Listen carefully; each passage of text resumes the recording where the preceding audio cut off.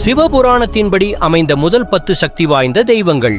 10வது இந்திரன், தேவர்களின் அதிபதி மற்றும் சொர்க்கத்தின் ராஜா. 9வது சூரிய பகவான், உலகிற்கு ஒளியையும் சக்தியையும் அளிக்கும் கடவுள். 8வது கார்த்திகேயன், தேவர்களின் சேனாதிபதி மற்றும் தைரியத்தின் சின்னம்.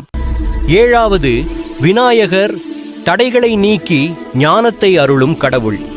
6வது ஆஞ்சநேய சுவாமி, வாயுவின் புத்திரர், அளவற்ற பக்திக்கும் பலத்திற்கும் பெயர் பெற்றவர். 5வது பிரம்மா, பிரபஞ்சத்தை படைக்கும் கடவுள். 4வது ஸ்ரீகிருஷ்ணர், தர்மத்தை காக்க அவதரித்த விஷ்ணுவின் 8வது அவதாரம். 3வது ஸ்ரீராமர், ஆளுமை மிக்கவர் மற்றும் புருஷோத்தமர், ஆண்களில் சிறந்தவர். 2வது மகாவிஷ்ணு, முழு உலகத்தின் காப்பாளர் மற்றும் தர்மத்தின் பாதுகாவலர். முதல் இடத்தில் இருப்பவர் ஆதியும் அந்தமும் இல்லாதவர் என்று குறிப்பிடப்படுகிறது.